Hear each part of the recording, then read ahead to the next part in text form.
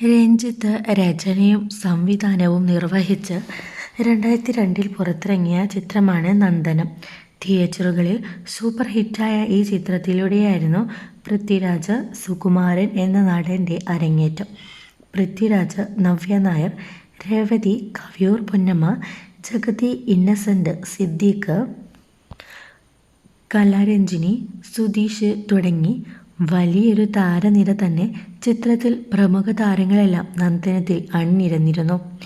എന്നാൽ ചിത്രത്തിൽ ഉർവശിയുമായുണ്ടായിരുന്നു എന്ന് എത്ര പേർക്കറിയാം? നടിയായല്ല, ഡബ്ബിംഗ് ആർട്ടിസ്റ്റായിട്ടാണ് ഉർവശി ചിത്രത്തിൻ്റെ ഭാഗമായത്. തൻ്റെ സഹോദരിയും നടിയുമായ കലാരഞ്ജിനിക്കാണ് നന്ദനത്തിൽ ഉർവശം ശബ്ദം നൽകിയത്. ചിത്രത്തിൽ സുധീഷിൻ്റെ കഥാപാത്രമായ ഉണ്ണികൃഷ്ണൻ്റെ അമ്മ ജാനകിയായാണ് കലാരഞ്ജിനി എത്തിയത്.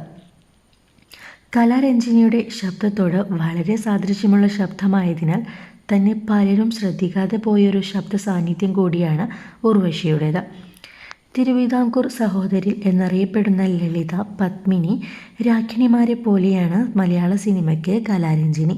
കൽപ്പന, ഉർവശി സഹോദരിമാരും ഒരേ കുടുംബത്തിൽ നിന്നെത്തിയ 3 പേരെയും സിനിമാ പ്രേമികൾക്ക് അത്രയ്ക്കിഷ്ടമാണ്.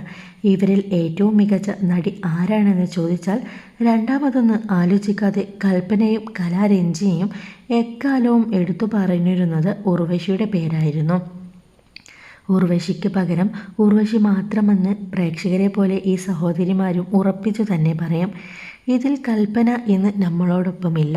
കോമഡി കഥാപാത്രങ്ങൾ ഉൾപ്പെടെ മറക്കാനാവാത്ത ഒട്ടനേകം കഥാപാത്രങ്ങളെ അനശ്വരമാക്കി കൽപ്പന 50-ാം വയസ്സിൽ വിട പറഞ്ഞു.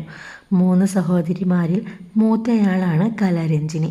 ബിഗ് സ്ക്രീനിലും മിനി സ്ക്രീനിലും ഒരുപോലെ സജീവമാണ് കലാരഞ്ജിനി ഇന്ന്.